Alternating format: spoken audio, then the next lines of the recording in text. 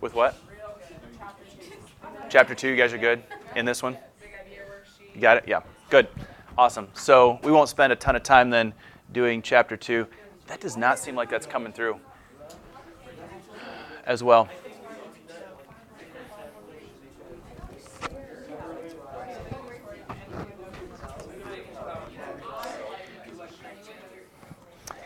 Jacob, would you turn the lights off? That may help us. Yep, here we go. So a lot of this stuff should be reviewed from U.S. history. Those of you that may not have taken U.S. history last year, that could play into factor here, and you definitely want to make sure that you read through this chapter carefully. But it does go back and hits a lot of U.S. history stuff, and so that's why I don't plan to park here real long, but I think it does help set a great foundation for where we're headed in American government as we look at some of the other influences around us. How was American government influenced by Great Britain? Oh, yes, a lot. So how a lot? Let's expand on that a little bit. Xander?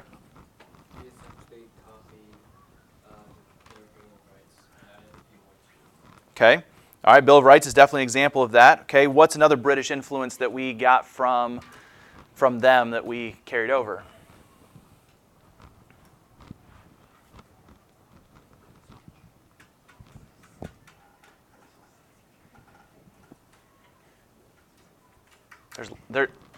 Jalen said there's a lot.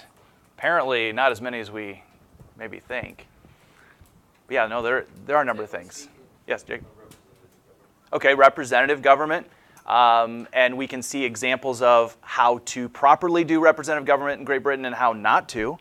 And in fact, I think that may be one of the biggest takeaways is Americans learned how not to do certain things with government as they look back on their British heritage. So yes, there are other things that we could spend more time on. We won't. Of course, Rome had a major influence and impact on American democracy. And so as we established the government and started making decisions, we look back to Rome, as well as some other governments that were merged together. And many people have said American government is unlike any other government that has ever existed in history. And to some extent, that's true, because it's a merger of several different governments together that have created what we have today. By the way, on the slides here, those are Lego replications of some of these landmarks, and somebody took the time to build that out of Legos, and it's pretty awesome. So a few basic concepts here. What does limited government talk about? Somebody summarize that for me real quick. Especially if you were assigned to limited government and you are the expert on this. Dylan. Okay. Yes, that is true. What does that mean? Give me some more to that. Practically speaking, what are the implications of limited government then? System of checks and balances between different branches of the government. Okay. Making sure that no one part of the government takes over too much power and making sure that there are limitations. Multiple branches of government. Very good. So that all plays into keeping a limited government. How about representative government? What does that entail? What's representative? Xander?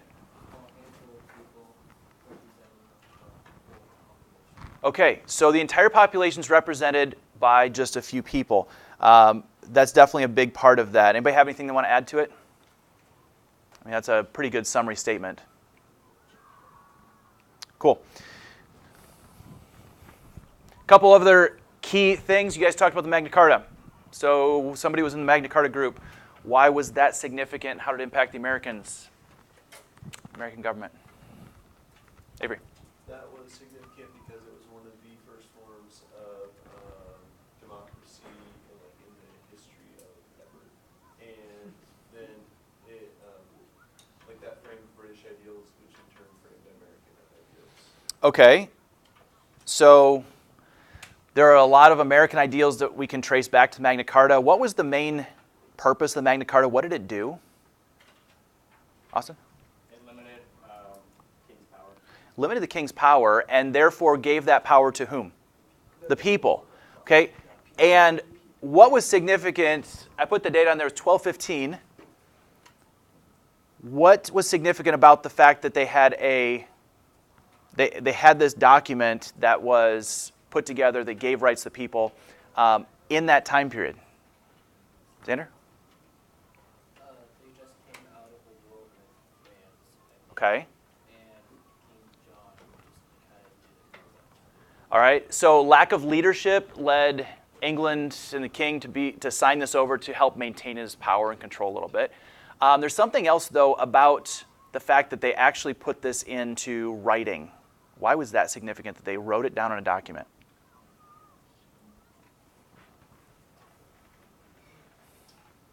Jacob? So that it lasted multiple generations. Okay, so it's not just going to be one king, and then when he's done, then it changes. So that's true. You guys ever had one of those deals where mom or dad promises you something, ice cream, or maybe now it's for the number of A's that you get in class? Maybe your parents aren't that nice. I never got anything for A's in class. And anybody ever say, I really want that in writing because I don't think that's actually going to happen. Okay? I've been there. I've asked somebody to do that.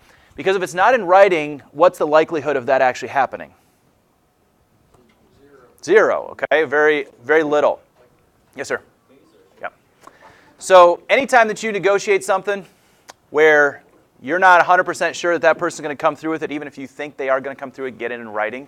Make sure it's binding, and that was a key part of this. A few other key factors that we see carried over into American government that came out of the Magna Carta was the idea of trial by jury, due process of law, as well as the limited monarchy.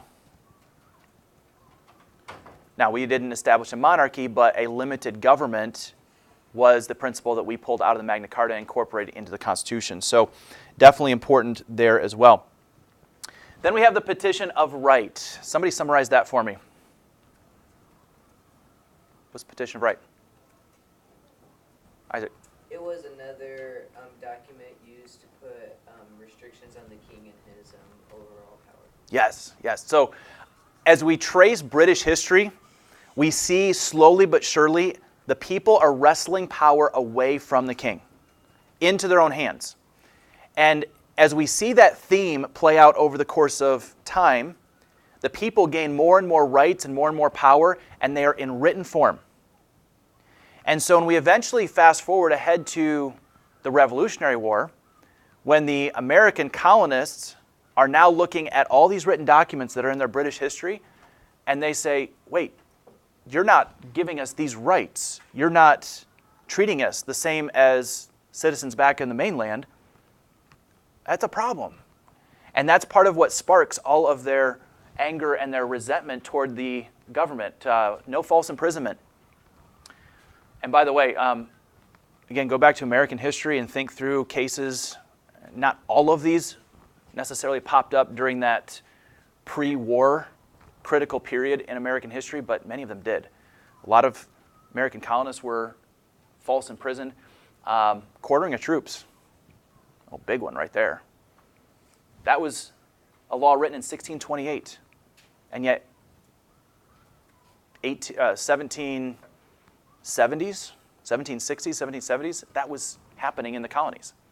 But yet that would never happen back in London. Nobody would allow it. And yet, somehow the king thought that was okay to do in the colonies. We'll talk about that maybe a little bit later. No taxation without parliament consent. What's the key phrase from American history regarding this period of time? No taxation without representation, okay? So no taxation without giving consent to Parliament. And were the American colonists represented in Parliament? How were they represented? Well, charters, but even went further than that. Okay, you had governors, and you had people in Parliament that they were told, you are going to help represent the American colonies. Good luck. And so they technically had representation. The problem was that their representatives were not elected by them, and they were also not really interested in helping them. And so it didn't really work as well as the king had thought it might. How about English Bill of Rights? Significance here. English Bill of Rights. Somebody summarize that. Sam? It was an assurance of the rights to the people. So that Good. the king couldn't take them from them. Yeah. It gave them the right to petition, parliamentary agreements. It gave the rights that we have as citizens in the U.S. to parliamentary members. Mm-hmm. So ensure their rights. Good. Yeah, and I have a hard time imagining a world prior to some of these documents where what we take for granted as some of our, Thomas Jefferson says, inalienable rights, that those were not guaranteed to all people, especially in Great Britain. And then we get to the American Revolution, they felt like theirs were not being respected. And each one of these key documents in British history were foundational to the American colonists understanding who they were as individuals and as human beings and as people that they thought the British were not respecting and honoring, and therefore it was time to abolish that government. So, said no standing army during peacetime, which was violated right after the French and Indian War. Freedom to petition the government. Did you realize that that's what the Declaration of Independence was intended to be in the first place? And before they sent out the Declaration of Independence, they sent King George a declaration of grievances, basically a complaint letter, telling them why we believe that our rights are being violated and the government needs to change. And so they were exercising that freedom to petition the government, and shortly thereafter, King George ignored them and put more troops. So, freedom of fair trials, no excessive bail, cruel and unusual punishment. We steal that almost word for word exactly in Amendment number 8 in the Constitution. So, definitely a lot of crossover and influence there. Now, and we go to the English colonies. Again, I'm not going to spend much time here, but you should have read through and seen some stuff in your book here about the 13 colonies. So those colonies begin with Jamestown. The last one to join was Georgia. Georgia was originally created for what purpose? Yeah, it was debtor's prison. And I always used to teach that in Georgia, and everybody didn't like the fact that I bring that up, the fact that they were descendants of a bunch of criminals, but they're good people now. Well, some of them, most of them. And so Jamestown was the first one. Georgia was the last one to be included. We have 3 different types of colonies. Royal was the most common. And how did royal differ from proprietor or charter colonies? Who controlled the royal colony? It was the king. Okay, king. They directly reported back to the king. He was the one in charge of that. Now the king thought that he had the rights to be able to tell them what to do and how to do things, even though they were still British citizens. The proprietary colony worked a little bit differently. How did that differ, or what was the change from a royal to proprietary? Jacob? Yeah, they were gifted to people, and so you had a proprietor or a governor who would oversee that colony, and he would then answer to the king on how the people were responding and the people were acting. And then charter colonies. What was something that they had the other 2 did not? Self-government, yeah. They had self-government, they had more freedom, and they had the ability to create really their own government. Now, they still had to answer to the king, they still had to answer to the authorities and Parliament, but they were given a lot more abilities during that time. Okay? So I'm not going to have you go through and check off which one was royal, proprietary, and charter, but I want you to understand that royal was the most significant, most common, well, I shouldn't say significant, most common, and it had direct control by the king. Charter was also pretty significant because of self-government. Yes, sir?